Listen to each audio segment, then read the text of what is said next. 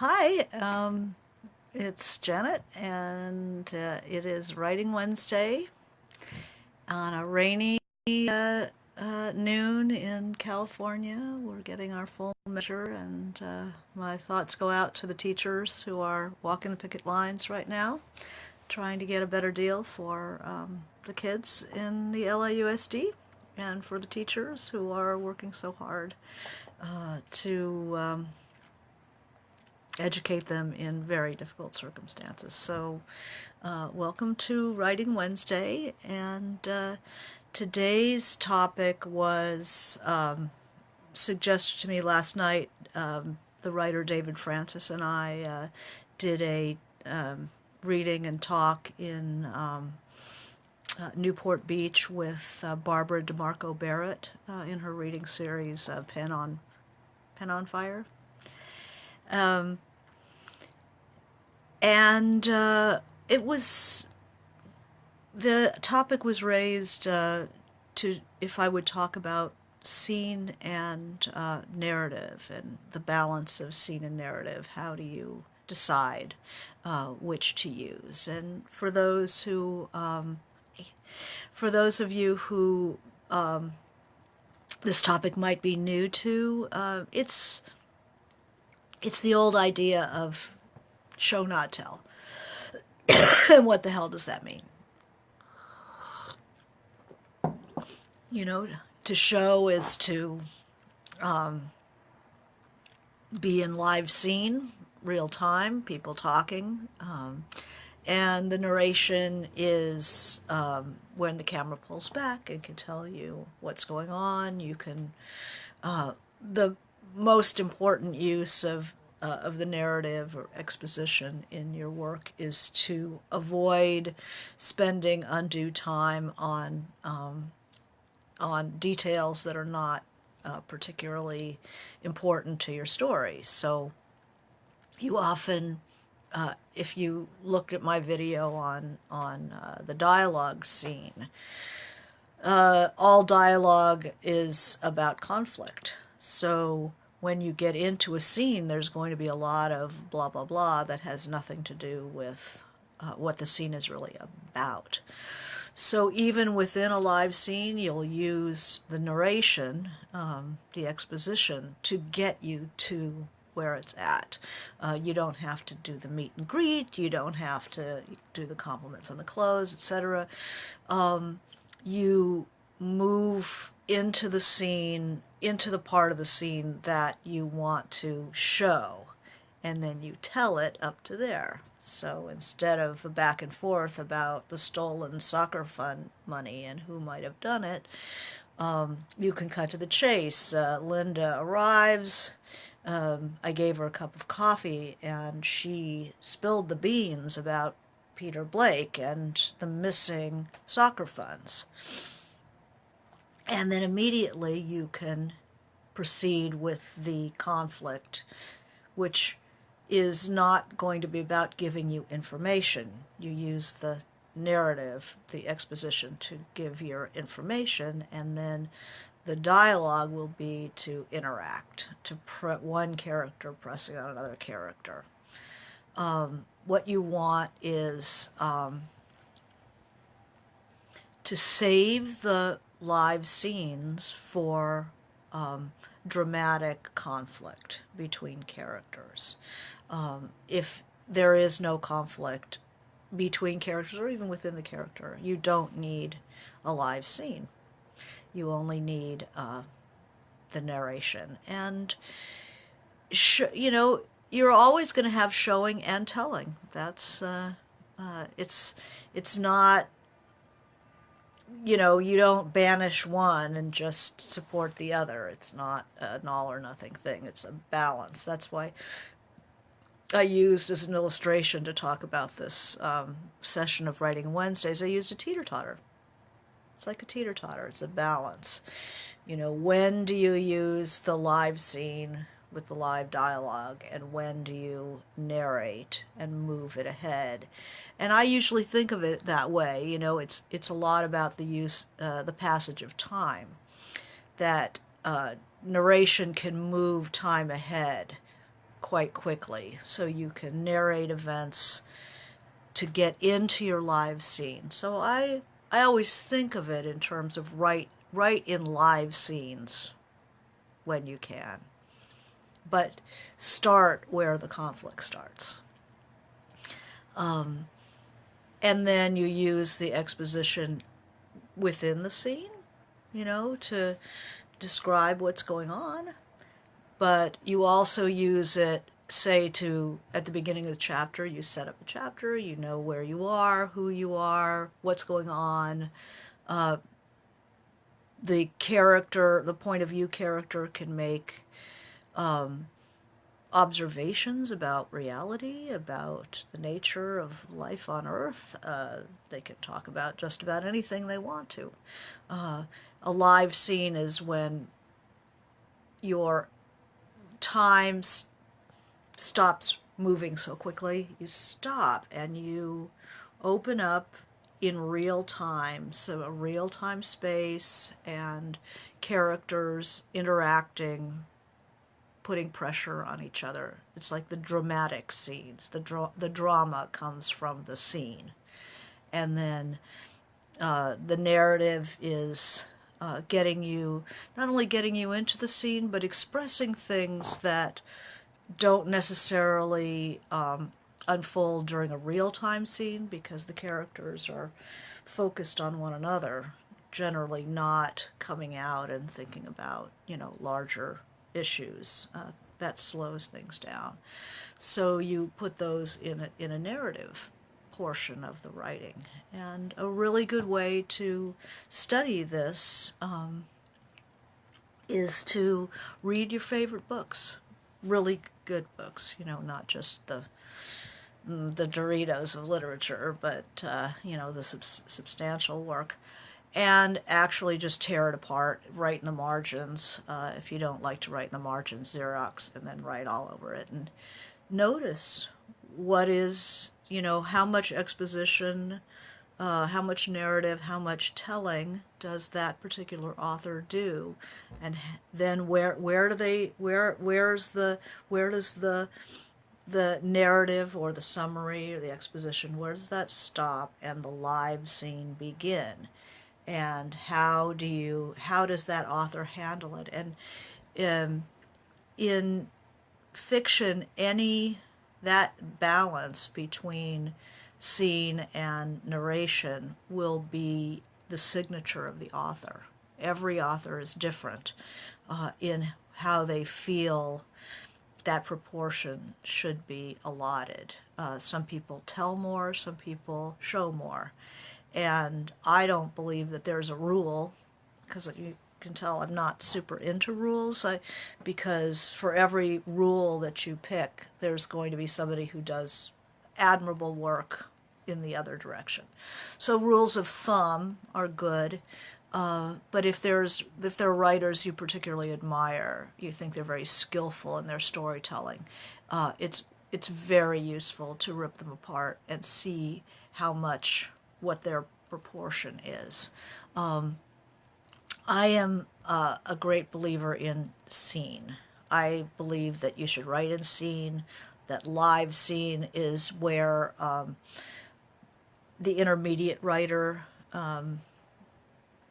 starts to mature, is in creating real-time scenes that character comes in one mood, one emotion, and leaves in a very different mood or emotion where something actually happens. So a scene, one time, one place. It's the Aristotelian unities, and we've talked about that in other context. So yeah, it's very good to look at Linda was saying how she looked at a short story by William Trevor. Every author is very different in this. Short stories probably will have perhaps less real-time scenes than novels will. You can have a short story that is all narrative, but you rarely have a whole novel that's all narrative to sustain that. But we hunger for sensual reality. We want to be in the scene, we want to be in the character, we want to touch things, smell things, have thoughts. People interact and they have dialogue, but they also, when the dialogue stops, they hear things, they have thoughts, they see things, usually related to what's being said or related to what they have been thinking about even before the dialogue begins. And then I encourage real time, that to write in scenes, which is not to say that the other isn't possible, but it's what I like in writing. And so using the narrative part, if I write in scenes, if I think of myself as predominantly scene oriented, I'd say 70% of my writing will be in real time scenes. And when I use narrative, I will always continue to have sense detail, because I think it's so important to have your reader physically involved in the story, physically present. But I use my narrative to pull the camera out and make some big observations about a place, a situation, some aspect of human life. I'd say that the writing that I'm probably best known for will be the narrative sections, because that's where you can, you kind of check in with the jazz of your work, where you can really go on a run, in a lyrical way, in a poetic way. And that just is very flashy and really fun. And, just when it does, that's when the angels sing. It's usually not in a dialogue scene. It's usually in the narrative scene. But a lot of writing teachers, will say that they struggle with, that people struggle with creating scenes, that they tend to tell.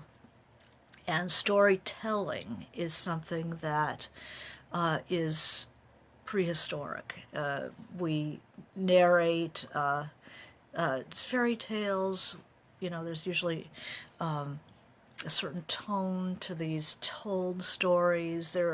Any culture that has a good oral tradition, people coming out of those traditions will narrate, and often have to be encouraged to do real-time scenes. And I don't think that there is never an either or. It's all about the balance. And the difference between a beginner writing and a more advanced writer is not what is the balance, but are you controlling the balance? Is this an actual choice you're making? That, something about the voice of your book calls you to do more narration than real time.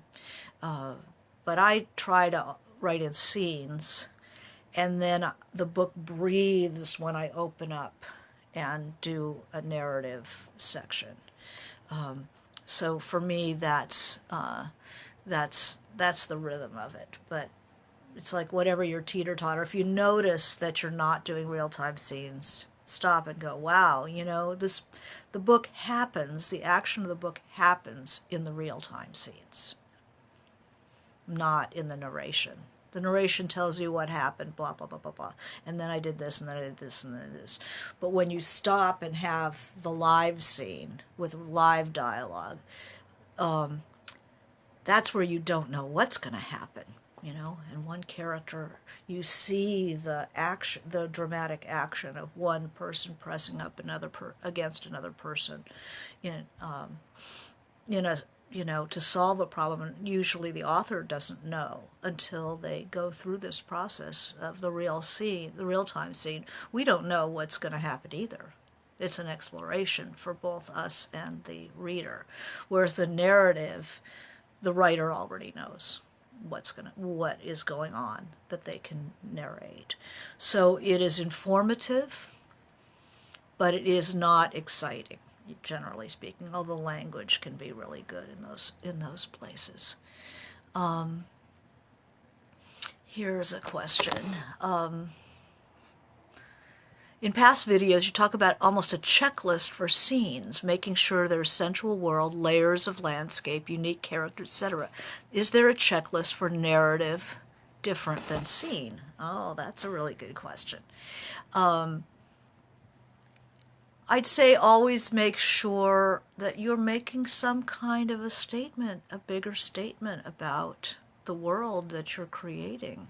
You know, if you can think about, is it just about story, or are you doing something with the language? Are you doing something interesting with the sentences? Are you making a statement about the town that that person lives in? Are you making a statement about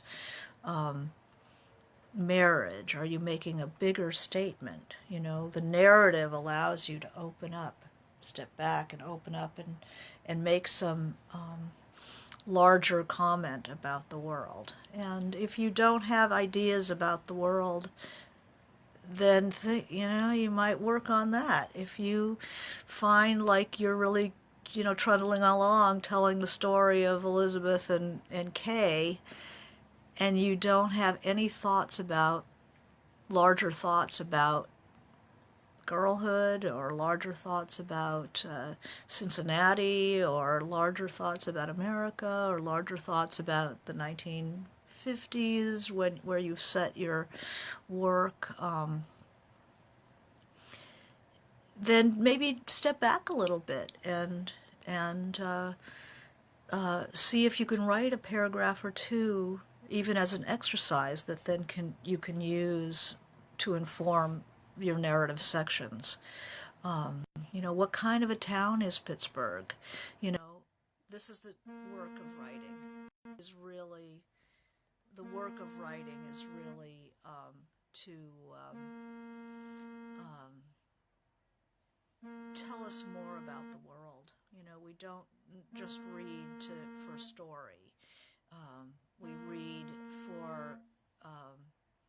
to understand the world.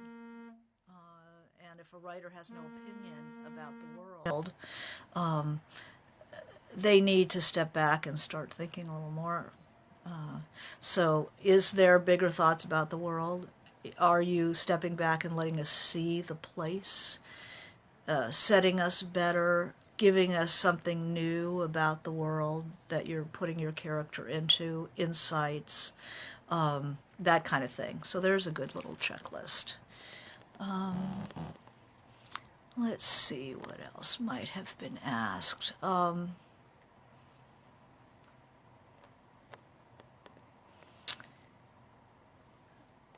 And definitely to look at the writers that you read in a critical way, not critical in the way of dissing them, but critical in the way of seeing what they're doing rather than just sitting in the audience being dazzled. Take a story that you really admire, or that is really generally admired, and see what are they doing in the narrative sections. Small children tell you a story, and it's just and then. And when writing students struggle with writing in scenes, it's because they're not thinking of one place, one time. You have a scene, something happens where the character cannot go back to the way it was before. Something serious or something has changed. Whereas in a narrative, it doesn't have to. You're just moving time. Narrative compresses the time. Sometimes people call that the summary versus scene. Summary is where you move ahead a year or two. So you summarize what's happened in that year before you hit the next real-time scene. Slows everything down, it stops, and you have the scene. But I beg of you to do more with your narrative than just compressing time. I think there's so many more things you can do with it. Um,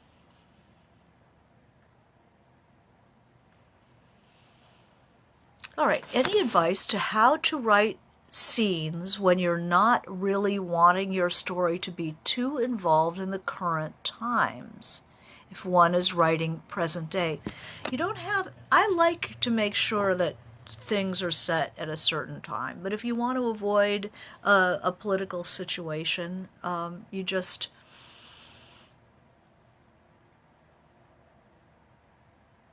it'll come through actually, because politics are just life. It's history. We're living in history.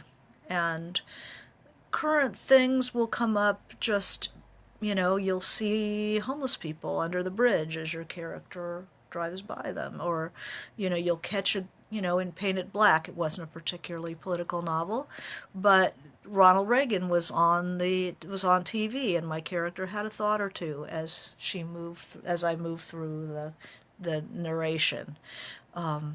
So it just, you don't have to either. You neither have to avoid it nor twist your work to include it. A hint will tell you where you are and when you are.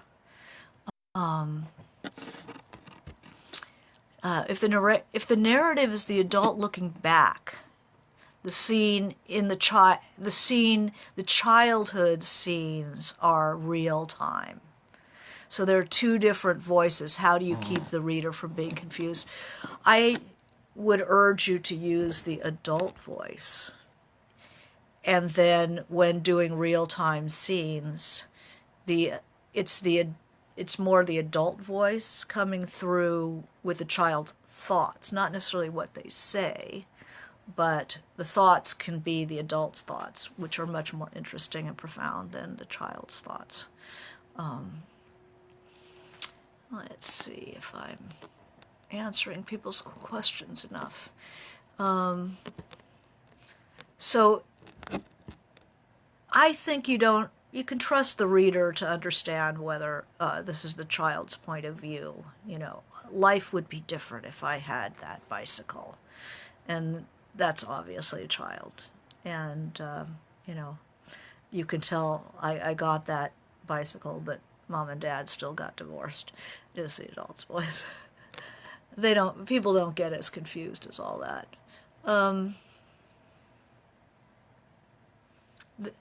Somebody noticed that, Linda noticed that in many contemporary works, the stories are set before the cell phone era to avoid having to deal with the cell phone. This is a really interesting question because I have loved writing The Revolution of Marina M. and the new book, The Chimes of the Lost Cathedral, in 1919, in 1917. It is glorious not to have to worry about tech. But if you write in the present, you'll find that people use it pretty naturally. I just read Lauren Groff's Florida, which are short stories, and she incorporates the cell phone pretty seamlessly. People answer the phone, they send a text, and you don't have to use all that funny spelling. You just said, I sent him a text, or he sent me a text. But so that's a decision. If you want to incorporate texts, it becomes more a kind of hybrid-looking book, like Goon Squad, like Amber Tamblin's Any Man uses the technology. I think a light touch is always good. I think leaving brand names off of it is very helpful. And this is a wonderful reason to use summary.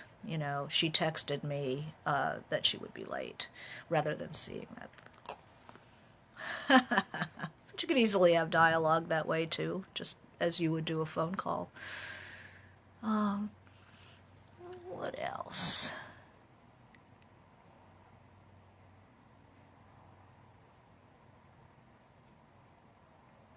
Yeah, the political landscape. That's. Brett says it can't move. I started writing before the present era. Now I feel I can't move forward without addressing what's happening somehow. If you are writing about the present era, it will be in the subwoofer. You know, you'll feel it even if you don't hear it. Um, it's a certain there's a certain absurdity that is happening now, and a lot of books are being written in the absurd or speculative fiction. A lot of, but why it's like it feels like speculative already. This apocalyptic moment. What else can I tell you on the topic? Um,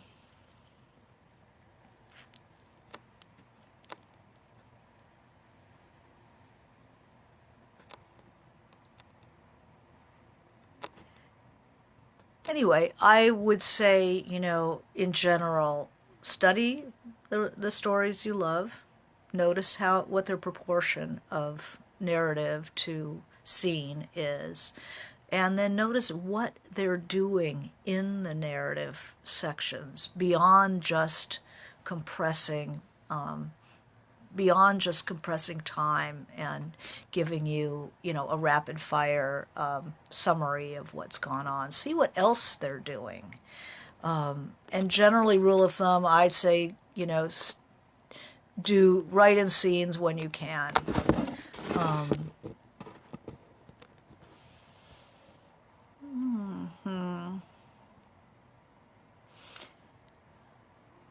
Okay, so here's somebody who is Kevin. My current project, I'm noticing too much narrative for my own taste. Any tips to how to find a scene and pull it out of a section of narrative? That is wonderful. Yes, if you are describing something that is important to your story,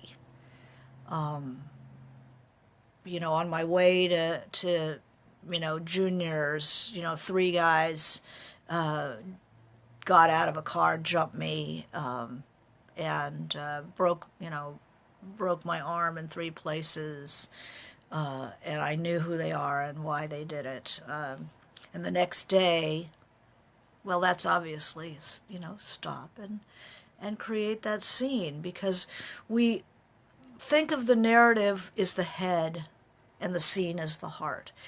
If you can describe us something and we get the information, but we're not going to feel it, we're not going to understand how it's affected the character unless you do a live scene. So if something happens that affected the character, the main character, you need to stop and write the scene. Any scenes from classic books you think involve all the sensual details in masterful ways?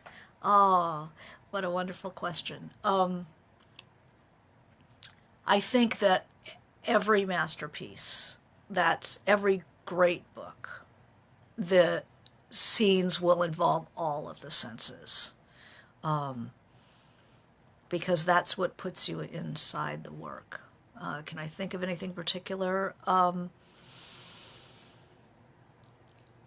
think that there are some writers are more sensual than others, but my God, Marguerite Duras, Graham Greene, The Quiet American.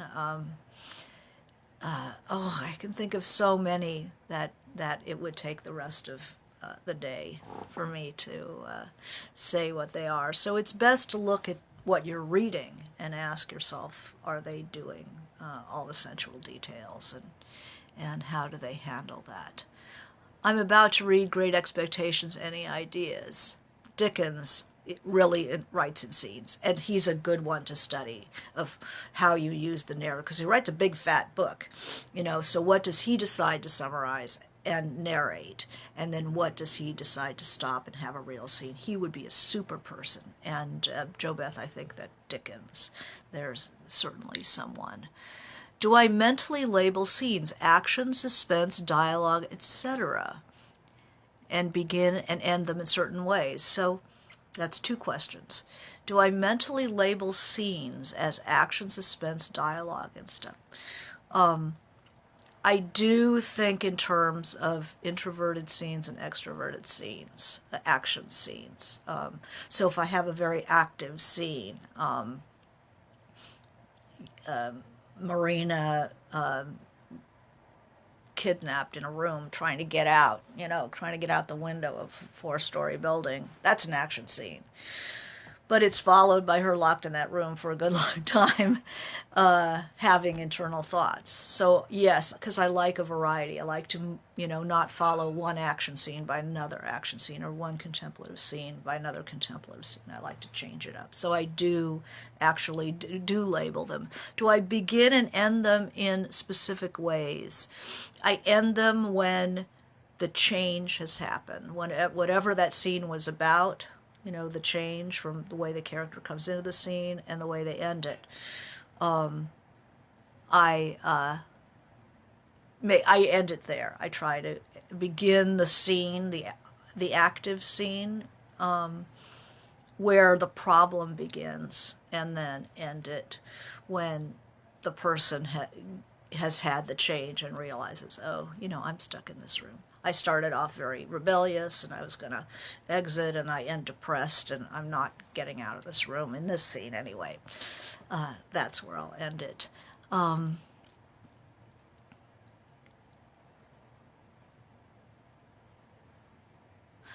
Okay, Linda has been underwhelmed by certain classics. The pacing of classics is a little slower, and the language is often more dense. So if you struggle with getting through, often just getting into a major classic novel, audiobooks. And then you kick back and it's read to you, and after a while you'll be able to get off the audio, go get the book and read it. But sometimes it's hard to settle in to the tone and the language, because the vocabulary is so much better, or richer, and it doesn't move at the pace that the 21st century is used to. So it's not that you're obtuse, it's that it's a little bit, it takes an adjustment of your own pacing to be able to do that.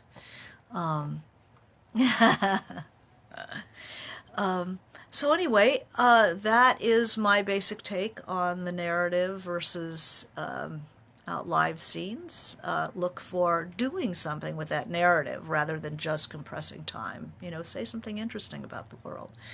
And that real-time scenes, something happens that the character can't go back to the way they were. It's the reason I stopped writing Marina M. as an epic poem, as I got to a scene that I had that conflict and I did not know what would happen, and I needed to write it as a real-time scene. So, largely when you're getting to the scenes, that's where you're doing the narrative, and then once you're in the scene, then that's a live. When people are talking, generally that's a live scene. And thank you very much, and hope to see you back next week. Bye.